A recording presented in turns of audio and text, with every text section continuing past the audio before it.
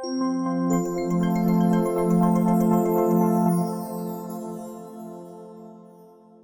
here on the Arc of Ohio podcast with Josh and Lindsey. How you doing today, Lindsey? I'm doing good. How are you? Wonderful. Doing good. Doing good. Today, we are going to be talking about assistive technology. And I know, Lindsey, you could probably kind of communicate this better than I could, but it's kind of some families are very well versed in assistive tech, but I think a lot of them, it's overwhelming. It's just a lot of information and trying to figure out, what's out there and what can be built to a waiver and all kinds of things. I mean, you've experienced that with your family to a degree, isn't that right? Yes, my son uses an iPad to communicate. Yeah, yeah. And so today, well, with this podcast, we want to educate and we want to kind of show what resources are out there. And what a lot of people don't know is that the Arc of Ohio is actually a certified provider in assistive technology. And what that basically means is that we can purchase a product of assistive tech and send it to the family and build a waiver for it. And so with our assistive technology program, we have someone who directs that program. Her name is Emma Kincaid. So let's bring Emma in here. Hi. Emma, how are you doing today? Yeah. Good. Emma, How are you guys? doing good. Doing well. Living the life. Yeah. Emma, how long have you been with the ARC? Almost, well, I guess 2.5 years. Cool. 2.5 years. August 2022 will be 3 years, I believe. Yeah, there we go. And she's been doing our assistive tech and does a great job. But assistive tech has grown, right? I mean, it's kind of getting crazy. And we're also looking at different avenues and other areas to go into. So we anticipate a lot of growth. So Emma, tell us a little bit about the assistive tech program, just kind of the overview. I know I kind of talked about what it does, but talk about the overview of just some of the items that you run into, some that you think are popular, kind of different areas. What can you tell us of the overview for assistive tech? With assistive technology, with me being in it, I've honestly seen everything come through, anywhere from like an iPad and a communication app or a bed. A lot of times people will get humidifiers. They will also do, I've seen clothes come through as well. But it's like certain type of clothes. It'll be like the weighted jackets or the underneath clothes that like zip up. I've seen a lot of, we work a lot with magnifiers and more. They do a lot of the OR cams through the waiver. Mm-hmm. I've seen that come through a lot. So honestly, it shocked me how many things that can be approved through the waiver, and how many things are out there that families and individuals are looking into. Yeah. And one of the stories that I always tell when I talk about assistive tech is this was a gentleman who was up in the Akron area. Yeah, Akron, Canton, somewhere in there. Actually, it's around our green office.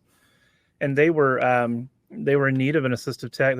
The individual had a job, and his job was to go and clean tables in a restaurant. And it was a fast food restaurant, but there's a lot of people who dined in, but he would clean off a table, and then he'd just kind of zone out, and he wouldn't go. So we got something that's called a ping watch.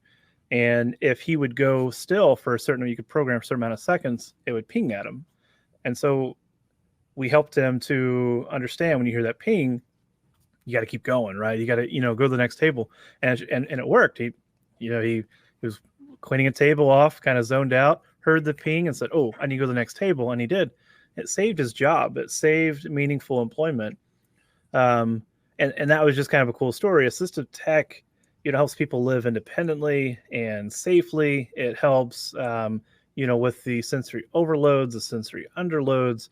It helps with all kinds of a wide variety of things. I would think if there are parents that are out there all over the state of Ohio that could greatly benefit from assistive tech, and they just don't know it's out there, and they don't know what can help. Do you ever have, Emma, people who, whether it be parents or service support administrators, the SSAs, do you ever have people that just kind of call and give you scenarios? Are you able to help with some of those? Yeah, they'll call and give me scenarios. It'll be either if they're looking for cameras, they'll kind of say, if they don't really know what kind of cameras they're looking for, they'll kind of describe like, oh, he gets out easily or roams at night, so we want to make sure we have cameras. So I just have them give me a scenario, and I'll take their email. And I'll kind of look up a few different links, and I'll send them like a wide variety of, here's this type of item, and then here's something similar, but it's a little different. I'll send that to them or the SSA, and then just say, let me know if any one of those work for you, or if that's not something you're looking for, let me know, and I can look again and see if there's something else out there. Yeah, good, good. Lindsay is, she's a parent, and I know she's, she said, has a communication device and things. Lindsay, what's been your experience with Assistive Tech? With Assistive Tech, we didn't go through the ARC. I wish we would have. But with Assistive Tech, it was amazing. We went, we had to fill out a ton of paperwork, which is the standard. And then they called us and let us know. And then we had to do training. So we went for like a day, and they showed you like the basics of how you were gonna set it up and get it ready. I'm very grateful because we had like the most amazing speech therapist at the time. Wait, hold on. Yeah, we had a difference. We had like a transfer of speech therapist while we were working on the new iPad. So I had to think for a second. Sorry. Anyway, she got it all set up for us and showed us like the basics of what to do. So what is the steps, Emma, for people who want to come to the ARC and get assistive technology? So they can definitely call me, and I can kind of explain them what the Assistive Technology program is.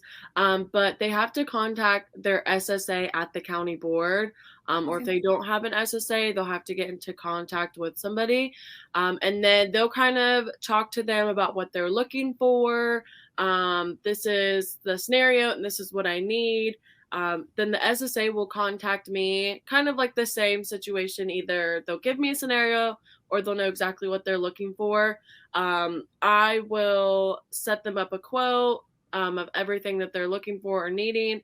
I will send it back. And then the SSA does a process with getting it approved through the waiver and all that. And then once it's approved, I go ahead and order it. And then I have the SSA decide where they want the items shipped. Because with COVID, I know before we were having all the items shipped to the office and then shipping out to the homes.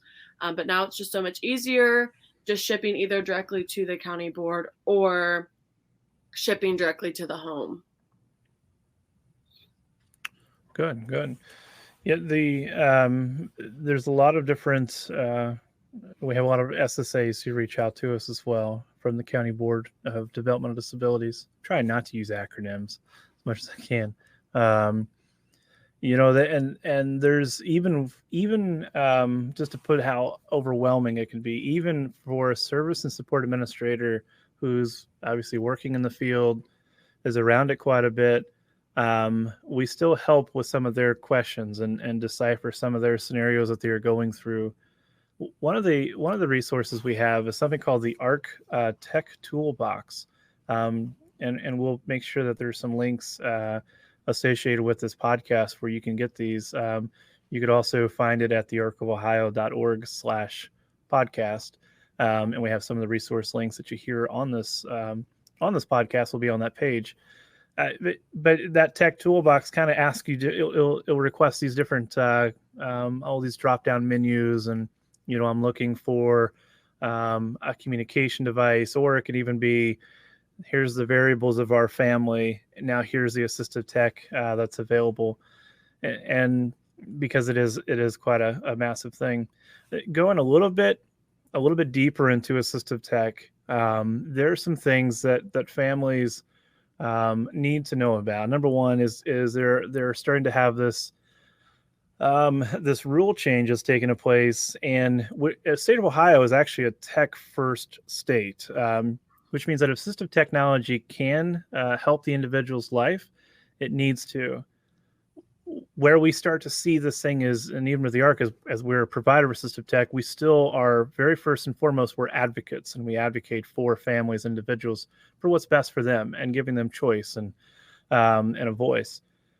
There are things called remote supports. The ARC of Ohio does not provide remote supports. We can provide some of the products, but not the actual service. And with that is there's some county boards may put a little bit of pressure there, is probably the better way to put it, to say we're not going to pay for a staff to be there overnight, but we will pay for a camera for remote supports. Once you know, you have a choice in that, and they've actually come up with a new form that puts that voice, gives the parents the choice, and the individual and the guardian the choice in that matter. So assistive technology, even as an assistive tech state, we want you to know there are a lot of opportunities out there and a lot of devices that can certainly help in various situations. And if you don't see it online, still give Emma a call, 614-487-4720. We also have an alias email account that's ATP, Assistive Tech Program, ATP at thearcofohio.org, and reach out and just say, I don't see anything, but is there something out there? But we also want to know that I have so many families, not so many, but I have some families who come up and they're almost leery of assistive tech, coming into their home and putting a camera in their home, or putting, different, even communication devices. Are they listening and different things? Let us help and let us walk you through that process and see where your rights are, what that means to have assistive tech in your home, and all those things. Even with rule changes and things like that, we continue to fight for those rights for sure. And so that's it's obviously quite a big deal. The other thing too is we have a lot of families who are frustrated with some of the denials that happen when it comes to assistive tech. And what we do as the ARC is, we can't force anything to get approved, but we have helped in some of the wording. If you as a parent, if you go to your SSA, especially if your SSA puts it in the referral that they have to use to get approved, and it says, hey, our family would really benefit if we could have this thing for our kitchen, this item that'll help. Okay, you're not going to get that approved. Why is that? Because it's not about the individual, it's about your whole family. It has to be that person for that, centered planning, and it has to be about that individual. It's some of the things Emma was talking about, the kind of odd things that gets approved. Once we got a generator approved to be billed to a waiver, at first it got denied, but then we said, hey, listen, here's the problem. It's yes, it does help the family, but what we were saying is this person runs on these machines that help pump medicine, and they live in an area that the power goes out all the time. If that happens, they have to go to a hospital. You're paying more Medicaid dollars for them to continue to go to the hospital, as opposed to just buying, I think it was like a $400 or $500 generator, put it in the home, power goes out, flip a generator on, and the machines are good to go. But we had to evaluate how that referral was written to make it more about the person, as opposed to, well, the power goes out and the family can still have power. Don't word it that way. So let the ARC help all the way through the process. And even if you feel like you're at a dead end, don't count it as a dead end until you talk to us. We can certainly help. I sat with a family that was trying to get an iPad, and basically the mom was asked, what is this going to benefit? Is it going to help the individual become more independent? Is it going to help the individual use their provider less? Is it going to help the individual communicate more? And all of those certain questions as well. Yeah. And those referrals can be tricky at times, right? For sure. Yeah. So if I'm a family member and I see that my son is in need of assistive tech, and I'm looking at my county board, and there's different waivers. How do I know if my waiver is one that will purchase assistive tech or allow for assistive tech? For me, as being in assistive technology, I've seen all 3 of the waivers come through with honestly everything. The ones that I've seen through the most is the level 1 and the IO. But a great way, um, I'm trying to think. I've honestly never seen really anything get denied through any of the waivers. The only thing I will say are like the fidget toys. Mhm. But I think it all I've just never really seen anything get denied through Yeah. any of the like one waiver got approved with the other one didn't, if that makes any sense. Right, right. You know, with the self waiver, we have something called Morning Sun. Morning Sun is the group that's contracted out to help with some of those processing some of those participant directed services. And normally for even assistive technology, you'd have to go through Morning Sun. If you use what's called a Q code, it's a certain billing code. And as a parent, you don't have to know what the billing code is, but we do want you to know there is a way that you can bill, or that the Arc of Ohio can get that assistive tech, even when it's on a self waiver, a participant directed part of the self waiver. It still does not have to go through Morning Sun. We can bill it directly to the self, and get that product without, because it bottlenecks. You know, the wait is sometimes 4 or 5, 6 months, and we're able to do that without going through the Morning Sun. So that's a good thing. So level 1 waiver, the IO, the individual options waiver, and the self empowered life funding waiver.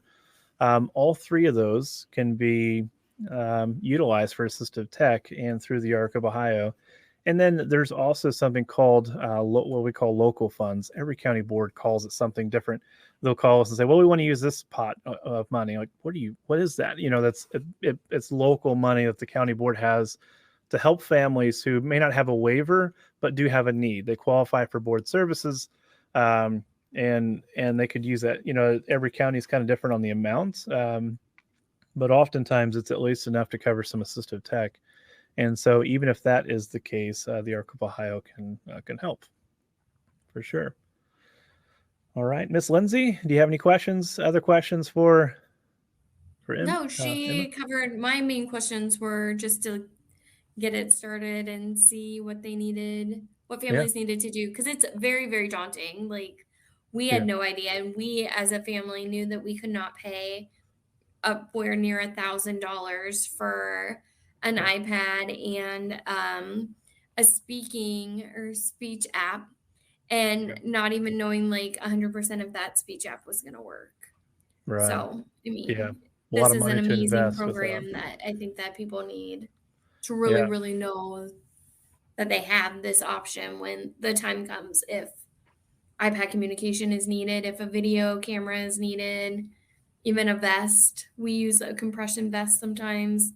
Whit really likes that. So it's really great to have this. yeah, absolutely. And you know, we one thing I'll end with this because I keep yakking away here, but the one thing we do also see, if you have something that's approved on the Medicaid card itself through what's called durable medical equipment, DME, if you ever heard that phrase, um, that is that, you know, some of those things can only be approved for certain, like, you know, like a wheelchair or something like that. You can get approved once for every 3 years or however many years it is. Um, but what if your wheelchair breaks and you're only 2 years in? You gonna go a year without a wheelchair? You can't do that. There's no way. Oh, The waiver, the DODD waiver, which is that level 1 IO individual options, or the self waiver, those can pick up the tab for that with the Medicaid denial letter, which would obviously be easy if you're not up to the 3 years to get a new one. So even if you feel stuck in that situation, well, we can still help and still certainly be here. So, well, Emma, thanks for being a part of the podcast and coming on and talking to us a little bit about assistive tech. Um, I'll put this out there again so everyone can you can jot it down, or you can listen to it over again. No, it's right here at the end. If you want to get in contact with the Arc of Ohio and Emma for assistive tech, here are the ways to do it. You can email Emma at ATP, that's ATP, Assistive Tech Program, ATP at thearcofohio.org. And don't forget the ARC is a C. So atp@thearcofohio.org, or you can call Emma works out of our state office, and you can call her at 614 487 4720, and you can reach Emma as well doing that way. So, and just, she can help through any different scenarios. If it's something, we'd have to bring your SSA involved and get them involved and start talking to them about, different, some of the funding streams and what the waiver is. It's okay if you don't even know. A lot of parents don't know what exactly the waiver or the exact waiver their individual's on. Not a problem. Mm-hmm. Give us a call. We can work it out. We'll figure it out. Yes, okay? Give me a call anytime. That's right. Thank you, Emma. Appreciate you being on the show. You have a wonderful, wonderful week. Thank you. We'll talk to you next time. All right. So I hear that there is some kind of new fundraiser that's coming forth for the ARC, and it's supposed to be really cool. What is our new fundraiser for the ARC of Ohio? I'm so glad you asked. The new fundraiser is through Brick House Roastery. They are located in Perrysburg, Ohio, near where I live. And they have agreed to team up with us. The ARC now has its own blend of coffee. You can get it in bean form or K-Cups, and they have a few other flavors that we're offering. And proceeds are going to go towards fundraising for the ARC. Awesome. So it'll help us get some programs set up and some other things. So yeah. So you can have caffeine, start your day, and and still support the ARC. Everyone needs their coffee, right? I mean, yeah, they do. Brick House Roastery as well is a top quality, fair trade, organic, and flavored coffee. So it's like the real deal. It's clean. Stuff. It is. It's amazing. That's the only coffee that Jeremy will drink. So it's amazing coffee. Good. Awesome. So if anyone here, if you want to take part in this fundraiser, what's the best way that they can do that? You're going to go to, we will have the link in our description, and it's just bhroastery.com. And then you will go to the Shop Online tab, which is right there on the top. And it's right underneath. It's the first coffee that you will see on Shop Online. Awesome. So, you can also go to our Facebook page, and the fundraiser is pinned to the top of our Facebook page, which is kind of cool. Because as soon as you see the ARC of Ohio, you're like, oh, this is a cool page. And it's like, coffee. And that's how we get a lot of likes on Facebook, because they see us, they see coffee, and they say, this is a good place to be. So it works out really, really well. Okay. When you start getting your coffee after you order it, be sure to post pictures on the ARC page so we can see what coffee you ordered, if you like it. Show us your mug. We should do that, like a show us your mug camp. Show us your mug. There you go. That's the way to do it. Awesome. And then, but yeah, looking forward to it. So every year throughout the ARC of Ohio, we have various dates. The one that we've always done is Cedar Point Day, and we get we start getting requests like in October of every year for the next year. Like, do you know when ARC of Ohio Day or the Cedar Point Day is going to be? And so we don't typically know that date until January or February, and so we actually know now. So we have the Cavaliers, we have the Cedar Point Day. We actually have the Columbus Crew and the Cincinnati Reds as well. And so there's these different dates that we want to put out. These dates are on our newsletter, Facebook page, website, all those things. But we want to kind of go through some of those here. So the first one is the Cavaliers. The Cleveland Cavaliers night with the ARC of Ohio is March the 18th. And if you need tickets for that, you can look on our website, thearcofohio.org. And whenever we do these, it's kind of a thing where you can go there, you can buy a ticket, you can choose where you want to sit and those kinds of things.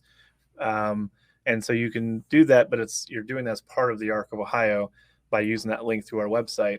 And the ARC of Ohio also gets a little bit of, it's a bit of a fundraiser, a little bit of a kickback for that as well. So we have that. We also have on May the 19th, this year's Cedar Point Day. Cedar Point is normally 1 week later, but there's a lot of different changes because of COVID and different things. It's normally on a Wednesday. This year it's on a Thursday. So there's a lot of different changes that are going on. But May the 19th is Cedar Point Day. sometime around the first week of April, okay, I'm going to release the sign up. People can sign up for those because we have a couple thousand tickets that we give away, and that comes with a free lunch as well, and all these different things. So we open it up for about a week, and we get about 25,000 people who sign up for 2,000 tickets for Cedar Point every year. So obviously, there's a lot of tickets we can't disperse, and we're only 23,000 people that are going without Cedar Point tickets. But so we'll open that up, and then we close it after a week, and then we kind of do kind of a first come first serve thing from there.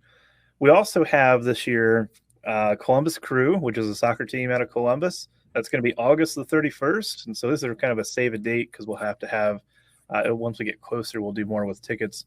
August the 31st for Columbus Crew, and then September the 23rd will be the Arc of Ohio Day with the Cincinnati Reds, and so we're looking forward.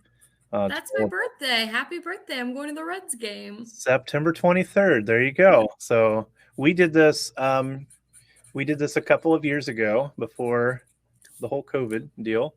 Mm-hmm. And then we did it in like the middle of August. It was like August the 12th or something like that. It was so hot. Like it was. Oh, it's miserable to go in August. Yeah. And like they had these huge fans, and they had like the water that kind of came through it. And if I could watch the game from there, it probably wouldn't have been too bad. But we were scorched and all these things, and yeah, it was crazy. And we parked because I actually went to college in Cincinnati. As you went to college in Cincinnati as well. Yeah. So like we parked over in across the river at Newport. Yeah, at the mall. And like, hey, this is cool. And my wife and I were like, hey, this is where we used to always hang out in this mall. It's very different now, the malls. But so we walked across the Purple Bridge and then walked around. And then we're like, wow, it's really hot to be walking all this time. So when we talked to the Reds this year, we're like, let's not do August. So we have September the 23rd. Awesome. Save the date. The other save the date is not necessarily a sports event, but it's our conference. We have every year we have an Arc of Ohio conference. This year it is on June 24th, which is actually my son's birthday. And so the June the 24th, that will be in Columbus at the Courtyard Marriott. We'll have some more information about that as we get closer. But we have different speakers and we have a lunch that's there as well. And there's just a lot of good information, a great kind of a seminar kind of thing to attend. So that'd be a wonderful, wonderful thing. So those are the dates to look out for. Again, those are going to be on our Facebook page. They will be on our website. And we'll continually talk about them here, especially as we get closer to each event. We'll talk about them here on the podcast. Sound good? Yep, perfect. Are you ready? Okay. All right. So if people want to continue to listen to our podcast, where can they do that at, Lindsay? You can do it on Apple. Simply look us up and subscribe. You can do it on Spotify. Again, simply look up and subscribe. And you can also do it on YouTube. We're going to have the YouTube audio.